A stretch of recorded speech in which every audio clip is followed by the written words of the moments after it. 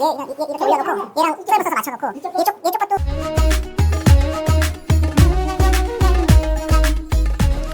시장님 안녕하세요. 왔어? 얼른 앉아. 시장님 응. 좀 살 좀 빠지실 것 같은데 뭐 다이어트 중이세요?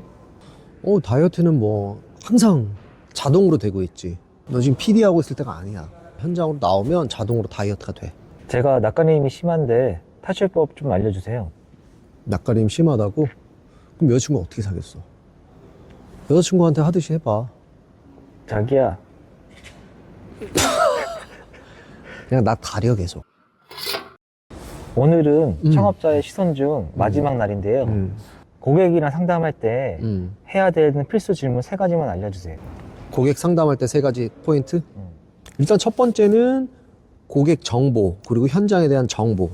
그 현장에서 어떤 공사를 하는지에 대한 정보, 현장과 고객 정보 첫 번째. 그리고 두 번째는 이 공사를 왜, 뭐 때문에 하려고 하시는 건지, 불편한 게 뭔지. 그리고 세 번째는 이걸 통해서 어떤 부분을 해결하고 싶은지. 그 3가지를 일단 물어보는 게 제일 중요하다고 생각해. 근데 여기서 추가적으로 고객마다 이제 그거는 성향이나 고객이 원하는 게 다 다르기 때문에 그런 필수 질문 3가지 이후에 어떤 고객사, 이게 인테리어 업체인지 아니면 건물 관리단인지 뭐 그런 거에 맞춰서 또 질문할 것들이 달라지지 않을까 싶어. 오늘도 상황극으로 좀 진행해보고 싶은데 좀 괜찮으신가요? 물론 괜찮지. 그러면은 실장님이 인테리어 고객 역할이고 제가 한번 대응을 해보도록 하겠습니다. 혹시 해봐. 예, 전화 좀 한번 걸어줄 수 있으세요? 따르르릉. 여보세요, 여기 김 PD 설비입니다. 예, 안녕하세요. 저희는 강남 인테리어라고 하는데요. 다름 아니라 설비공사 문의 좀 드리려고 전화드렸어요. 아, 네네. 혹시 어디서 보고 연락 주신 거죠? 저희 그냥 뭐 인터넷 검색해가지고 그냥 나오길래 전화드렸어요. 아, 그래요? 그러면 현장 장소는 어디가 지금 돼 있는 거죠? 현장 여기는 강남이요. 강남 어디요? 강남역 바로 옆이에요. 아, 예. 어떤 작업이 필요하신 거죠? 여기 지금 식당 인테리어 하고 있는데 여기 식당 주방을 좀 만들려고 그래갖고 뭐 방수하고 조적 쌓고 배관 작업도 해야 돼서요. 아, 혹시 일정은 어떻게 되세요? 지금 일정은 일단은 뭐 빠르면 빠를수록 좋고요. 다음 주 중에 이제 설비공사 착공하려고 해요. 가능하실까요? 예, 가능합니다. 네네.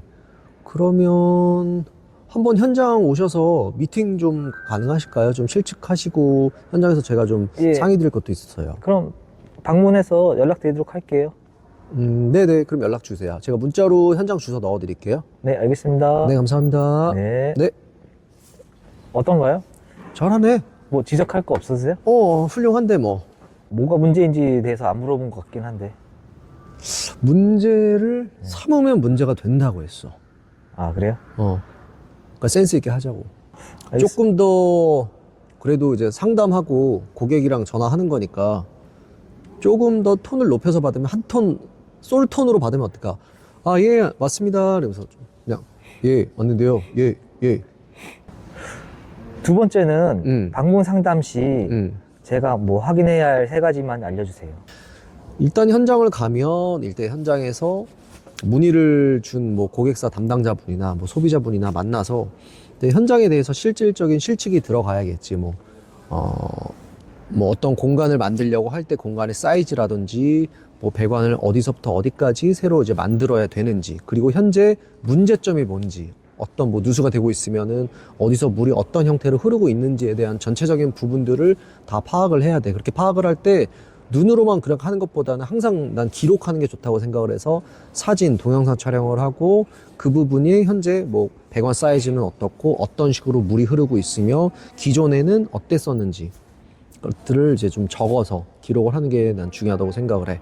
그리고 이 문제가 발생하기 이전에는 어떤 식으로 뭐 공사를 해 왔었는지, 아니면 어떤 식으로 매장을 사용했는지, 아니면 어떤 식으로 설비 의뢰를 했었는지, 그런 것들을 좀 물어보면 공사를 하는 데 있어서 고객이 뭘 원하는지를 파악하는 데 좀 더 수월하지 않을까 싶어. 그럼 지금 도면을 볼 줄 모르면은 뭐 견적을 보러 다닐 수가 없는 거네요? 불가능하지는 않아. 가능은 하지만 도면을 볼 줄 모르면 아무래도 불편함이 훨씬 크지. 뭐 도면을 볼 줄 몰라도 당연히 뭐 내가 견적을 낼 수도 있고, 이제 견적이라는 거는 당연히 실측 딱 숫자로만 떨어지는 부분은 그것만 가지고 나올 수는 없는 거기 때문에 뭐 현장의 상황이라든지 현장의 사이즈 뭐 이런 것들을 조금 몰라도 할 수는 있어. 그런데 조금 더 정확하게 파악을 하려면 도면을 볼 줄 알면 도움은 되지. 이 방문 상담하는 것도 상황극 좀 해주실 수 있으세요? 뭐 어떤 역할이든 뭐 전공이 있잖아. 예, 그러면 내 전공 제가 알잖아. 현장에 음. 와가지고 좀 이렇게 해볼게요. 너가 무슨 역할이야? 제가 설비요. 김 PD 설비요. 오케이. 내가 의뢰 설비 의뢰자. 네. 오케이. 네, 시작할게요. 네, 안녕하세요. 예, 안녕하세요. 오셨어요? 아, 예. 예. 아, 여기 공사하시는구나. 네네. 네, 혹시 도면 좀 볼 수 있을까요? 도면이요? 체크했어야 되는데 체크하지 못하고 빼먹었던 거 이런 거 없나요? 그거는 사람마다 다른데, 그거는 굳이 물어보지 않고 쓱 들러봐도 딱 요게 문제구나, 요게 이렇겠구나, 이렇게 되는 것도 있겠지만, 그래도 기왕이면 이 현장을 어쨌든 아무리 내가 설비 전문가지만 이 매장은 나보다 어쨌든 의뢰한 사람이 한 번이라도 더 봤잖아. 그리고 물이 떨어지는 거를 계속 지켜봤던 사람이기 때문에 난 질문을 내가 계속 얘기하잖아. 물어볼 거야, 고객한테. 혹시 저 물이 떨어지는 건 언제부터 저랬었나요? 뭐 입주할 때부터 그랬나요? 아니면은 하고 나서 며칠 됐나요? 아니면 물 떨어지는 양은 어떤가요? 그리고 어떨 때 물이 떨어지던가요? 이제 그런 부분들. 건물주분이 물 떨어지는 거에 대해서 고지해 주시거나 뭐 어떤 다른 이야기를 해 주신 게 있었나요? 그러니까 그렇게 질문을 하면서 이 누수가 어디서부터 어떻게 발생했을 가능성이 높겠구나라는 걸 추정해 나가기에는 훨씬 좋은 단서들을 내가 얻을 수가 있잖아. 그러니까 자꾸 질문을 해서, 왜냐면 난 모르잖아. 내가 아무리 기술자여도 물 떨어지는 거, 누수 저거 저렇게 하면 되겠네요.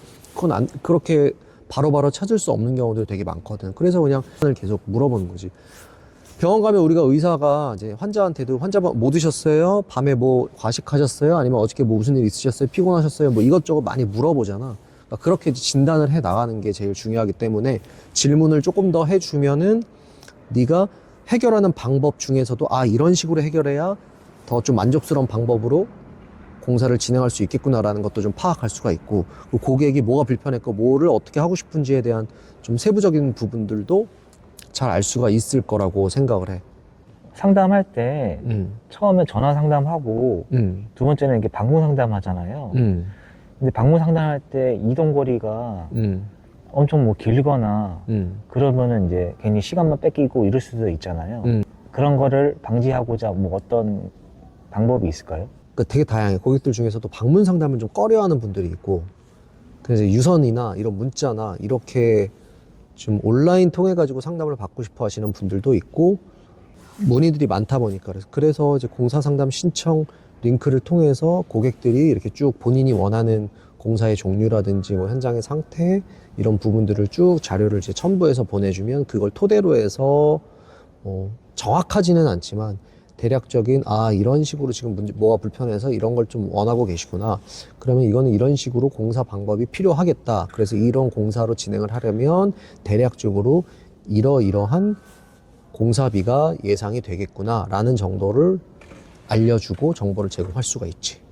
세 번째는 계약서 작성 시 절차 좀 알려주세요. 유선상으로 상담을 하던 뭐 방문 상담을 하던 어쨌든 상담 후에 그 공사건에 대해서 내가 견적서를 작성을 해서 소비자한테 보내고, 소비자가 오케이를 하면 이 공사가 체결이 되는 거지.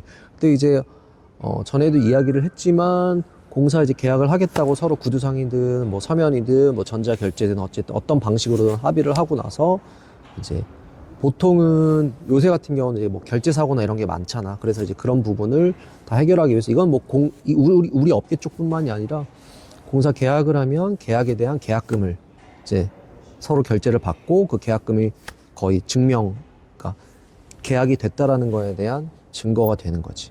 그렇게 계약금을 받고 착공이 들어가게 되는 거지. 그럼 업체 대 업체 B2B로 계약을 할 때 어느 회사 계약서로 작성을 하게 되나요? 그거는 정해진 거는 없어. 그거는 협의를 해. 그래서 보통은 이제 뭐 의뢰를 받은 쪽, 의뢰를 준 쪽, 뭐 어디를 따라가도 상관은 없는데 서로 협의를 하지. 근데 특히나 계약에 있어서는 계약서를 쓰고 그 계약서에 포함된 결제 부분 혹은 그리고 공사를 진행하는 데 있어서 서로 좀 이런 부분은 이런 식으로 언제까지 뭐 일정을 맞춰달라, 뭘 해달라 이런 부분들이 있으니까 그런 건 거의 협의해서 해. 그래서 뭐 무조건 공사를 줬다고 해서 공사를 준 쪽에 다 맞춘다 뭐 이런 것들은 아니고 협의하에서 이루어지게 되는 거지. 그러면 계약금은 언제 들어오나요? 착공 전에 들어와야지. 하루 전인가요? 아니면 이틀 전인가요? 이런 거는 어떻게 측정할 수 있나요? 그거는 업체마다 달라. 그러니까 왜냐면은 뭐 어떤 데는 뭐 공사 24시간 하루 전날까지를 꼭 이거를 해서 입금을 시켜줘야 뭐 계약이 됩니다. 이런 것들도 있고 어떤 데는 3일까지 하는 데들도 있고. 근데 예를 들어서 뭐 같은 날짜에 여러 현장이나 여러 고객사들이 겹친다라고 하면은 이제 그거는 예를 들어서 하나의 기준을 정해놔야 될 거 아니야. 그렇게 되면 뭐 예를 들어 계약금 결제가 먼저 준 순서대로 이렇게 진행이 된다라든지 그런 방법들을 정해서 할 수가 있는 거지. 계약 때문에 발생한 해프닝 같은 건 없나요? 뭐 이런 썰전 있으면은 좀 얘기 좀 해주세요. 그런 경우들 여러 가지 썰이 있지. 그 중에 하나 생각나는 거는 아주 예전에 너무 급하게 당장 내일 공사가 꼭 들어와 달라고 계약금은 오늘 보낼 수 없고 계약금은 내일 들어오면 바로 현장에서 직접 결제를 하겠다라고 했어.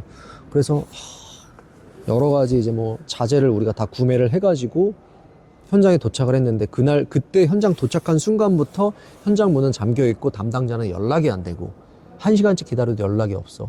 그리고 어떻게 된 건지 도저히 기다릴 수 없어서 우리는 철수를 하겠다라고 이제 문자 메시지까지 남겼으나 그날 하루가 지나고 이틀이 지나고 일주일이 지나도 연락이 없는 거지.